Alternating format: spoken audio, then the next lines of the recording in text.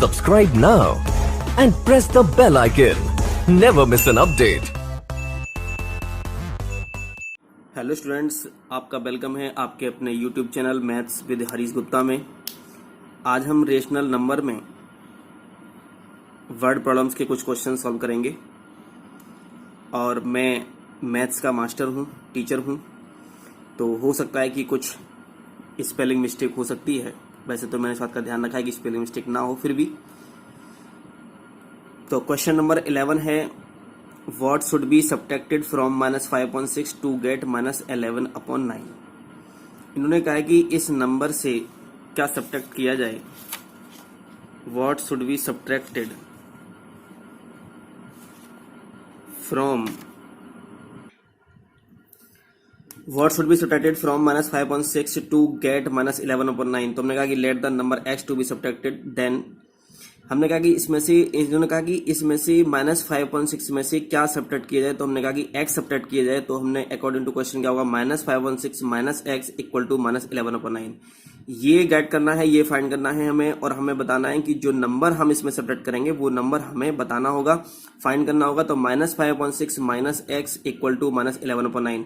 अगर ये ऐड करने के लिए कहता तो हम यहाँ प्लस x कर लेते, सब्ट्रैक्ट करने के लिए कहा इसलिए -x लिखेंगे। तो कभी कभी बच्चे कंफ्यूजन में क्या करते हैं कि x को पहले लेते हैं। अरे जिसे सब्ट्रैक्ट करने के लिए कहा है उसे ही तो माइनस में करेंगे। हमें सब्ट्रैक्ट किसे करने के लिए कहा है, इन्होंने कहा व्हाट शुड बी सब्ट्रैक्टेड। तो हमने कहा नंबर x सब्ट्रैक्ट किया जाए। तो x सब्ट्रैक्ट करना है ना, किस में से, -5.6 में से। तो x को सब्ट्रैक्ट करेंगे -5.6 में से। तो -5.6 minus x equal to -11/9। Minus x ऐसी रहने दिया इसको, ये यहाँ से इधर आ गया यहाँ से। तो -11/9 प्लस 5.6 हो गया, ये माइनस में था प्लस में हो गया यहाँ पर आकर के।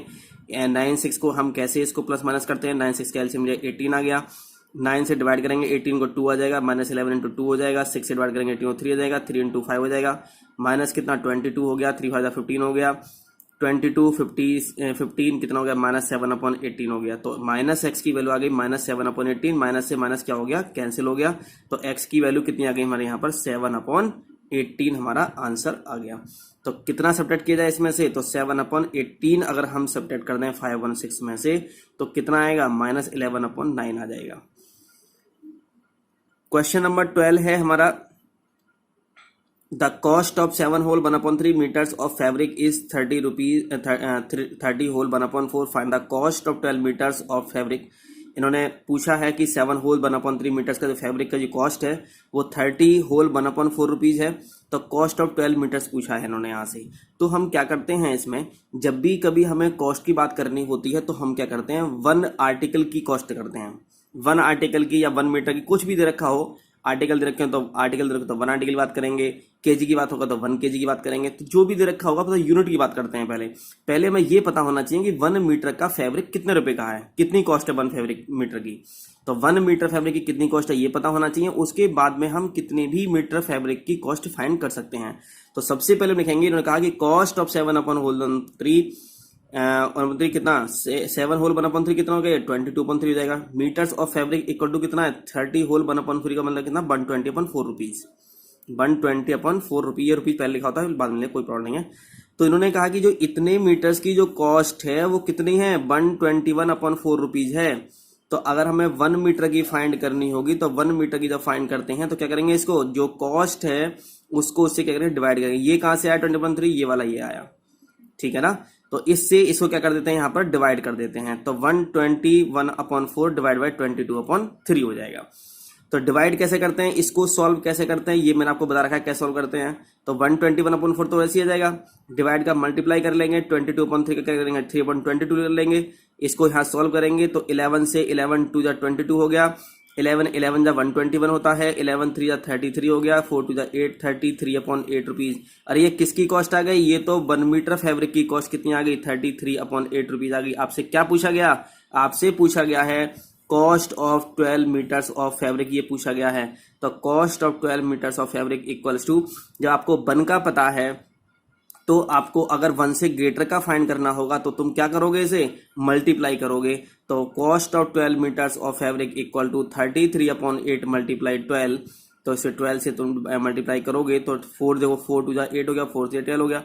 तो 33 या कितना हो जाएगा 99 अपॉन कितना हो जाएगा 2 हो जाएगा, तो 99 अपॉन 2 कितना हो गया 4950 रुपीज आंसर आ गया। तो कॉस्ट हो गई 12 मीटर फैब्रिक की कॉस्ट कितनी आ गई 49.50 रुपीज आ गई यहाँ पर। ठीक है, तो question number 13, 20 plants in a garden 20 plants in a garden are watered by 7 upon 1/2 liters of water. How much water is required by each plant? इन्होंने कहा कि जो 20 प्लांट्स है उनके लिए वाटर कितना चाहिए 7 होल 1/2 लीटर चाहिए। तो उन्होंने कहा कि अगर ईच प्लांट मतलब 1 प्लांट के लिए कितना कितना चाहिए ये पूछा है। तो water is required by 20 plants equal to कितना 7 होल 1/2 मतलब 15/2 litres. Water is required each plant मतलब 1 प्लांट, ईच प्लांट का मतलब क्या लिख सकते हैं यहाँ पर 1 प्लांट भी लिख सकते हैं। तो 1 प्लांट का कितना आएगा, तो जो ये दे रखा है इसको इससे क्या कर देते हैं डिवाइड कर देते हैं। तो 15/2 डिवाइड बाय 20। ठीक है, तो 1 को निकालने के लिए हम इस नंबर से इस नंबर को डिवाइड करते हैं। तो ये डिवाइड में जाता है 20 वाला, तो 20 हमने डिवाइड कर दिया। तो 20 को हम क्या लिख सकते हैं 20/1 लिख सकते हैं। तो 20 को हम क्या लिख सकते हैं 20/1 लिख सकते हैं। तो डिवाइड करना मैंने कैसे बताया था, मैंने बताया था कि फर्स्ट जो फ्रैक्शन होगी उसको ऐसे ही लिखते हैं, यहाँ डिवाइड का मल्टीप्लाई कर देते हैं और जो यहाँ फ्रैक्शन होती है उसको अपोजिट कर देते हैं। तो 1/20 हो जाएगा। 5 3 15 5 4 20 कितना का 3/8 लीटर्स हमारा क्या आ गया यहाँ पर आंसर आ जाएगा। तो ईच प्लांट के लिए कितना वाटर रिक्वायर होना चाहिए, तो वाटर कितना रिक्वायर होना चाहिए 3/8 लीटर चाहिए 1 प्लांट के लिए। ओके, तो ये 13 क्वेश्चन था। क्वेश्चन नंबर 14 की बात कर लेते हैं। Question number 14, the product of 2 rational number is -5/16 if one of them is 4/18 find the other पूछा गया है। इन्होंने कहा कि प्रोडक्ट है 2 रेशनल नंबर का -5/16 है, one of the them is 4/18 है, फाइंड द अदर। तो जो पूछा जाता है उसे हम लेट कर लेते हैं, लेट द अदर नंबर भी x हो गया। तो इन्होंने कहा कि प्रोडक्ट है, कितना प्रोडक्ट है -5/16। अरे ये -5/16 है किस किस का प्रोडक्ट, ये 2 नंबर्स का प्रोडक्ट है। तो एक 1 नंबर तो हमारे पास 4/18 है, अदर नंबर आपने x मान लिया, तो इनकी मल्टीप्लाई कर दो और इक्वल टू में क्या लिख दो -5/16। ठीक है, अगर कहता कि डिवाइड के लिए कहता तो हम डिवाइड लिखते हैं, यहाँ पर -5/16 लिख देते। अब ये 4/18 यहाँ किस में दे रखा है, ये मल्टीप्लाई में दे रखा है। और मैंने बताया था कि कोई नंबर इधर मल्टीप्लाई में दे रखा हो तो इधर ट्रांसफर करते हैं तो किस में पहुंचता है, वो डिवाइड में जाता है। ये आप सब लोगों को अच्छी तरह से पता है। तो x इक्वल टू हो गया -5/16, तो ऐसे लिख दिया गया। यहाँ ये मल्टीप्लाई में है तो इधर जाके डिवाइड में जाएगा, कितना आएगा 4/18 हो जाएगा। -5/16 ये ऐसे का ऐसे ही मैंने लिख दिया, डिवाइड दे रखा है तो मल्टीप्लाई कर दो, 4/18 को क्या कर दो 18/4 लिख दिया। 2 से कैंसिल कर दो, 2 से हो जाए, कोई भी किसी से भी कैंसिल होता है, एक ऊपर का कैंसिल होना चाहिए, एक नीचे का कैंसिल होना चाहिए, मतलब एक न्यूमेटर में से कैंसिल होना चाहिए कोई सा भी और एक डिनोमीटर में से कोई सा भी कैंसिल होना चाहिए, लेकिन होना सेम नंबर से चाहिए। तो 2 से ये भी डिवाइड है, 2 से ये भी डिवाइड है, 2 9 18 हो गया, 2 8 16 हो गया, 5 9 कितना हो गया 45/32 माइनस का हमारा यही आंसर आ गया। तो अदर नंबर कितना आ गया -45/32 हमारा आंसर आ गया। Question number 15, a container of capacity 5 whole 1/2 liters takes 20 whole 1/3 seconds to fill. What time will be taken by a container of capacity 17 whole 1/2 liters to fill completely at the same speed? इन्होंने कहा कि अगर 5 whole 1/2 litre का कोई container है तो उसके fill करने में कितना टाइम लगता है 20 whole 1/3 लगता है। अगर उसी स्पीड से अगर पाइप चलता रहे उसी स्पीड से, तो उन्होंने कहा है कि एक कैपेसिटी है 17 होल 1/2 की, उसको फिल करने में कितना टाइम लगेगा। तो time taken to fill a container of capacity 5 whole 1/2 का मतलब कितना हो गया 5 होल 1/2 का मतलब हो गया 11/2 लीटर्स इक्वल टू है हमारा 20 होल 1/3 का मतलब 61/3 सेकेंड लगते हैं।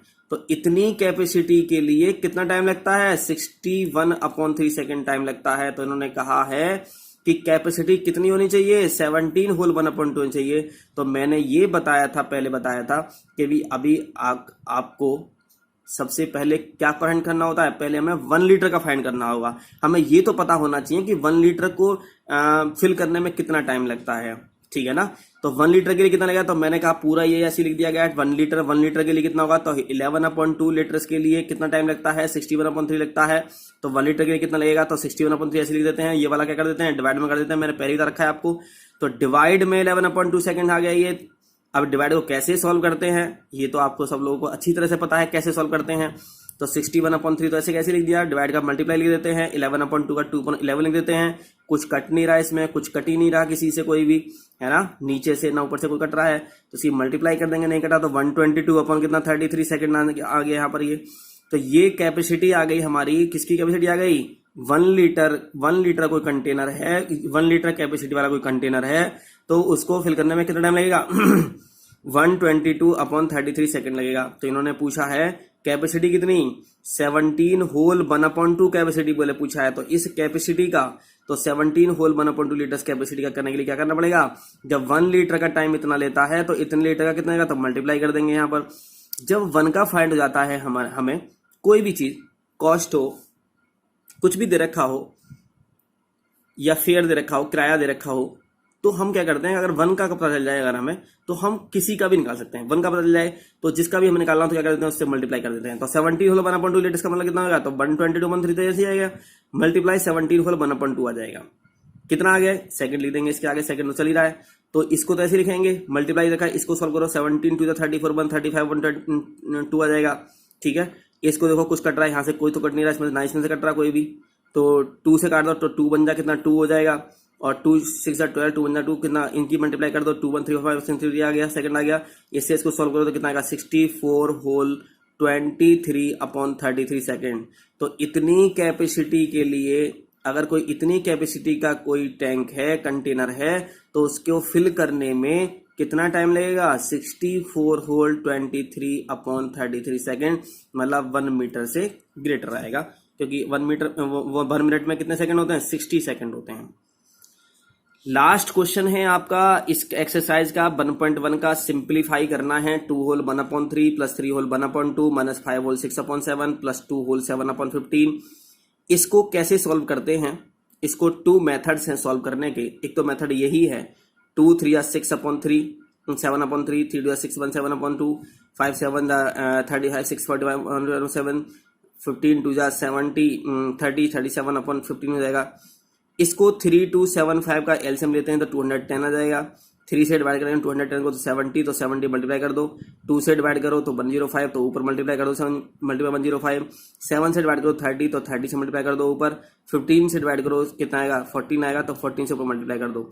इनकी मल्टीप्लाई की तो ये आ गया सब, ये इनको सॉल्व किया, प्लस ये भी प्लस और ये भी प्लस, इन तीनों को ऐड कर लिया तो 1743 आ गया, माइनस 12 10 30 ऐसे लिख दिया गया, अपॉन 210 ऐसे आ गया। इन सबको प्लस किया तो कितना, ये वाला आ गया, माइनस 1230 वाला ये आ गया, अपॉन 210 वाला ये आ गया। इसको हमने माइनस किया तो कितना 530 और 210 आ गया। 3 से डिवाइड करेंगे तो 3 बन जाए 3 3 7 21, 3 बन जाए 3 अपॉन 3 7 20 कितना आ गया 171/70 हमारा आंसर आ गया। तो ये हमारा आंसर आ गया और आज आपकी एक्सरसाइज 1.1 कंप्लीट हो गई। 1.2 है एक्सरसाइज ये, सॉरी, तो 1.2 एक्सरसाइज आपकी ये कंप्लीट हो गई शायद। एक मिनट, कितने क्वेश्चन हैं भाई, 1.2 है, हाँ। तो ये 1.2 एक्सरसाइज थी हमारी, ये कंप्लीट हो गई है आज। और अब कल जो बात करेंगे वो 1.3 पे करेंगे। आप कोई भी बुक पढ़ रहे हैं, आप 8th में हैं, आप सीबीएसई में हैं या आप आईसीएसई में हैं, आप रेशनल नंबर 8th क्लास में जहां किसी बुक से भी पढ़ेंगे, आप सभी क्वेश्चंस को सॉल्व कर पाएंगे। ओके, तो हो सकता है कि किसी की एक्सरसाइज में कुछ क्वेश्चंस दे रखे हों, कम दे रखे हों, ज्यादा दे रखे हों, लेकिन मैं यहाँ पर आपको ऐसी बुक से सॉल्व करा रहा हूँ जिसमें सारे टाइप के क्वेश्चंस हैं। एमएल अग्रवाल भी इसी में आती है, एनसीईआरटी के क्वेश्चंस भी इसी में जाएंगे। थोड़ा बहुत डिफरेंस हो सकता है डिजिट्स का, लेकिन सभी क्वेश्चन सॉल्व हो जाएंगे। हो सकता है कि आपकी एक्सरसाइज में आगे पीछे दे रखा हो, पहले कुछ और दे रखा हो, बाद में कुछ और दे रखा हो, लेकिन आप जिस दिन आपका चैप्टर पूरा फिनिश हो जाएगा उस दिन जो भी कुछ बचेगा आपका अलग में से, चाहे वो सीबीएसई हो, चाहे वो आईसीएसई हो, चाहे वो यूपी बोर्ड हो, कोई भी बोर्ड दे रखा हो, तो उसमें मैं आपको कंप्लीट करा दूंगा। ठीक है, यदि आप हमारे चैनल पर नए हैं तो हमारे चैनल को सब्सक्राइब करें, शेयर करें और लाइक करें और लोगों को बताएं। कि एक चैनल है जिस पर 8th क्लास का कंप्लीट सिलेबस कराया जा रहा है, और 8th क्लास का ही नहीं, 8th क्लास के अलावा 9th class, 10th class, 11th class, 12th class, ये 8 to 12th तक सारे chapters complete basic to high level तक आपको यहाँ पढ़ाया जाएगा। ठीक है, तो वीडियो देखने के लिए थैंक यू, धन्यवाद, बाय।